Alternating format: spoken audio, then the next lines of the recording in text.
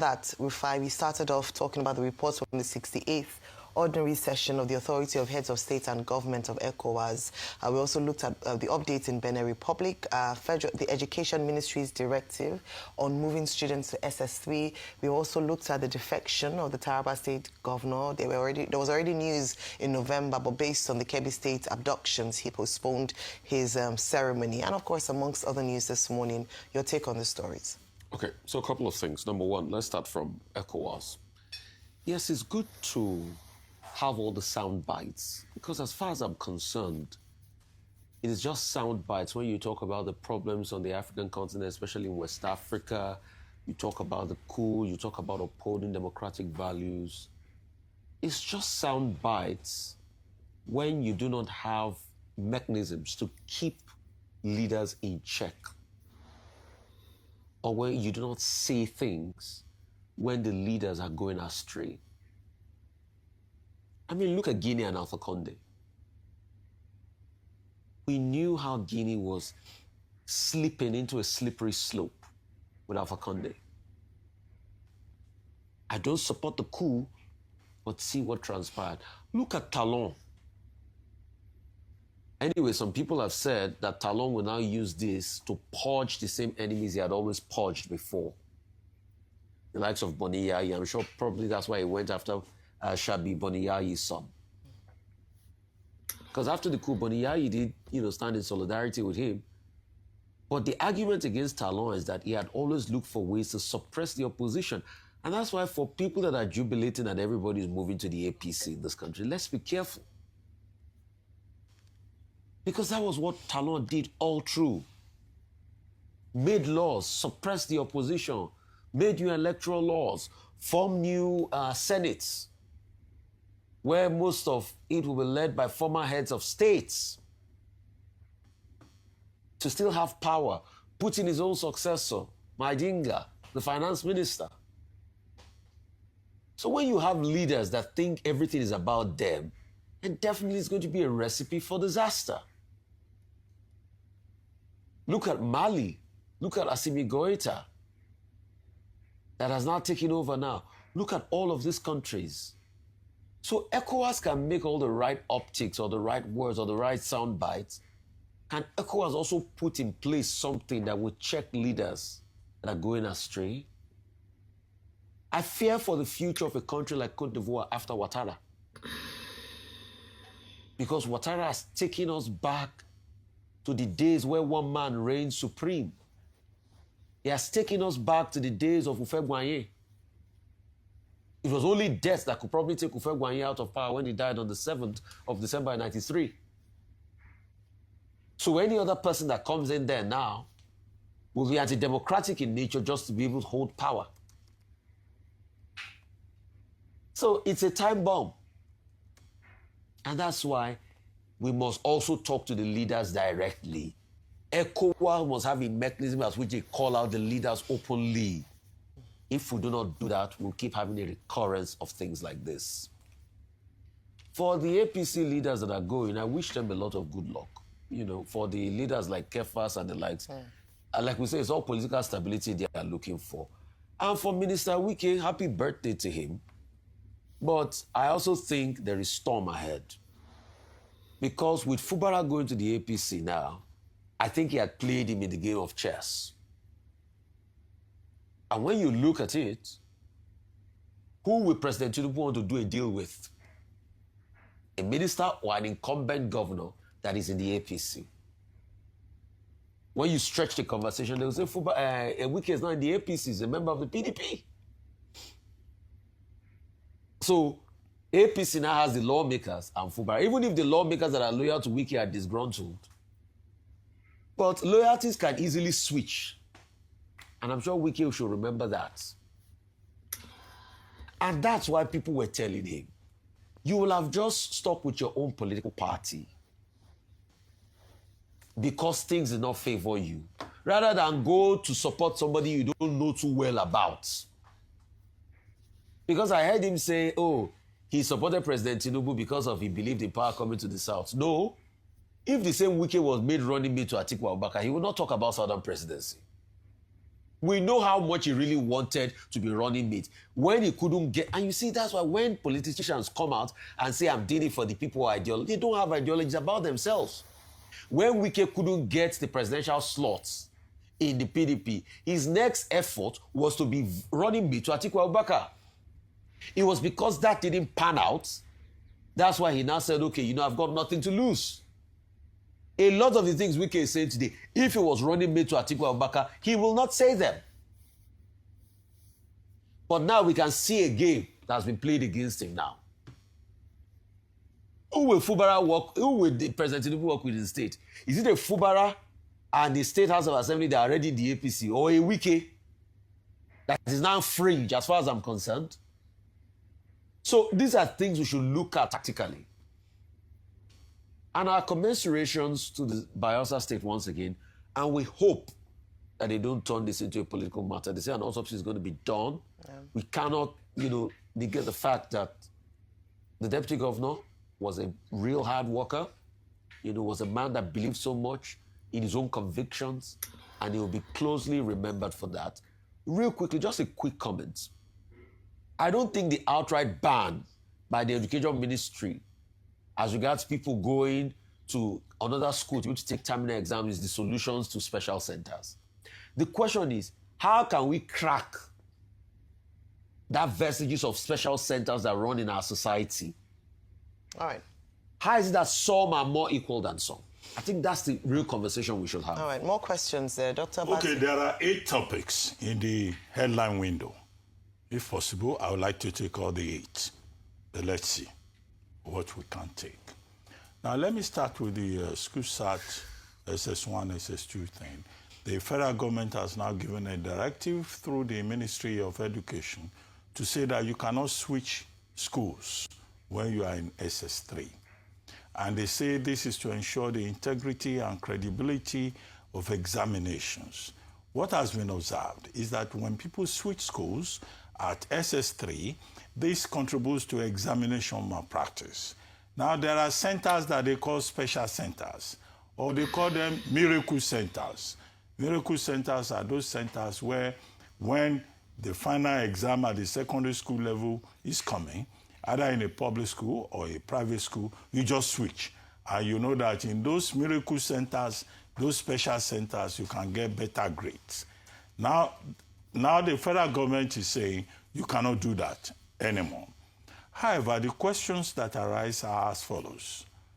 What if a student perhaps fails in one school and he needs to go and resit an exam, the SS3 exam, the final WASC exam, in another school? Will you say that this policy will apply? Now, 2, what if the parents of the particular student in question get transferred to another state of the federation and there is need for a change of school at SS3 and that student still needs to write the exam, either privately or within the public scheme? So I don't think that enough thought has been given to this to make exceptions and to say, well, perhaps this category of students can switch schools at SS3. And then, of course, there's a third category, students who fail the SS3 exam and they need to retake. Now, what they do is they go look for a school that can accommodate them for them to retake the exam. If you now say they cannot join at SS3, is government now saying they have to go back to SS2, when all they need to do is to just pass the exam? So there's still a lot of gray areas involved in this regard, which leads to the next point, namely that what government needs to do is to address the cause of examination malpractice. Why is there examination malpractice? Is it because papers leak? Where do the papers leak from? Is it because of failure of supervision? Is it because of collusion between the schools and the students and parents who have also been fingered, identified, either at the level of JAMB or secondary school level, as people who collude with other elements to make sure that their students cheat? And then why are we complaining about students cheating? Why are we complaining about students moving from school to school? After all, our politicians are always going from one political party to the other. So if a politician can go from APC to ADC or go from PDP to ADC, so why can't the students themselves go from one secondary school to the other where they think that they will achieve the objective of passing the SS3 exam? So the children and their parents are simply following the kind of failure of leadership that we have seen in Nigeria. That's the other point in that regard.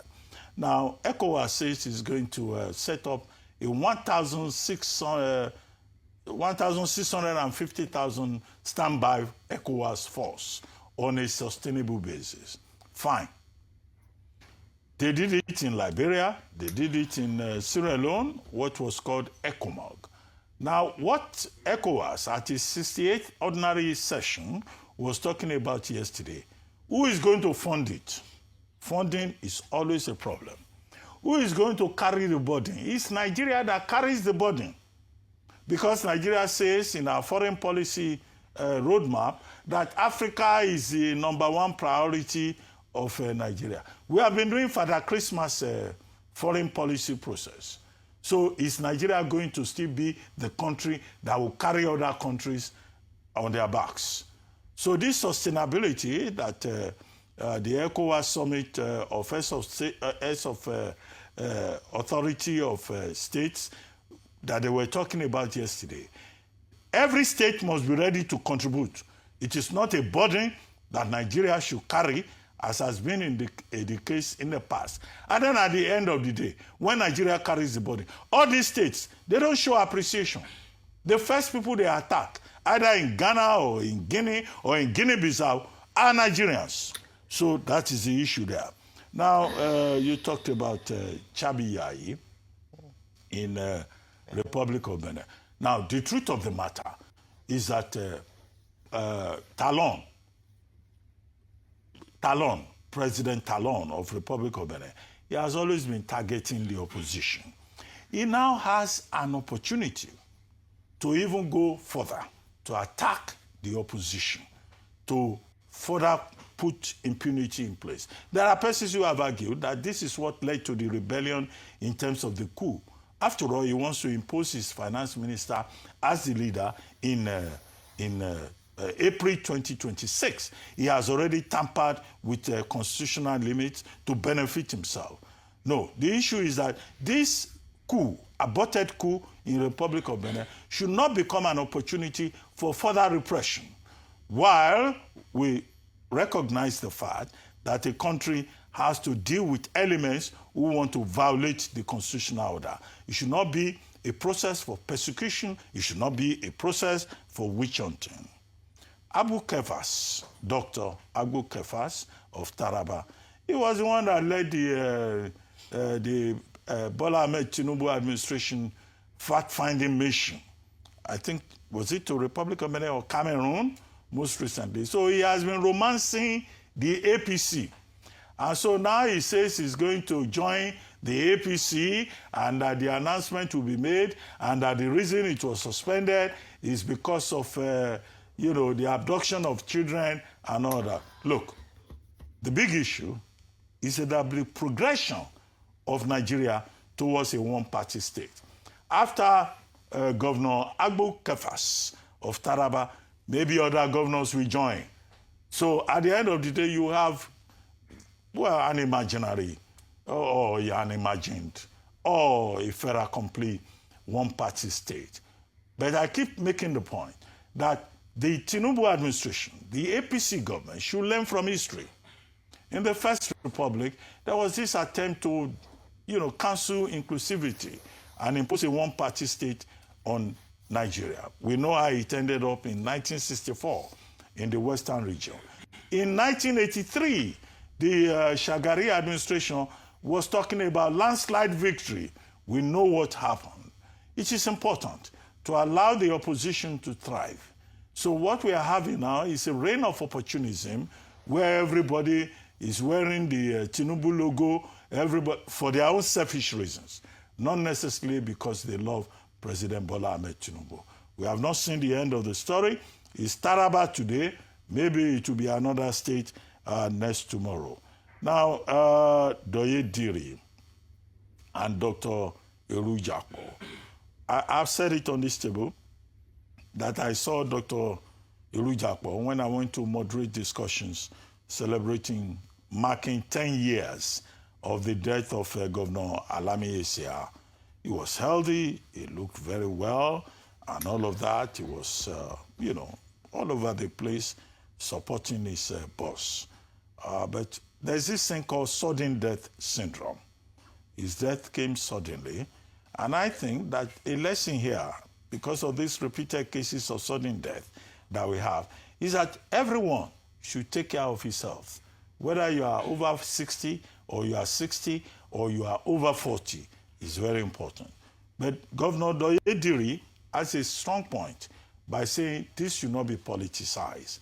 And I guess what he was alluding to was the fact that the deputy governor, now of blessed memory, refused to join the APC. He being an acolyte of countryman Seriake Dixon, whom he had served for 8 years as Commissioner for Works and Infrastructure, and in which capacity, despite being a lawyer, that he distinguished himself. So there's a lot of speculation, in the country, in Bayelsa State, and Governor Doye Diri is saying, no, don't speculate. This has nothing to do with politics.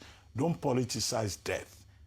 He may have died, and we are all grieving because he was a very resourceful, talented, well-educated deputy governor. And I think that point made by Governor Diri should be taken to heart as the main issue. As for Wike saying he has devoted his life to President Tinubu, that's his choice. If he likes, he can even change his name and become St0rm, so you cannot question him. He has the right to change his name. So whatever he decides is his business. Okay, but we would like to congratulate him on his 58th birthday. He's 58, may he see 60, may he live to be 120, which is times 2 of 60. But if he says he's a Tinubu man, well, that's his choice. He can even change his name. The Constitution allows it. All right. Yeah, it's his choice. Happy birthday to the Minister of the FCT, St0rm Wike. A few things around his choice, around, based on character, integrity, which some people might argue with.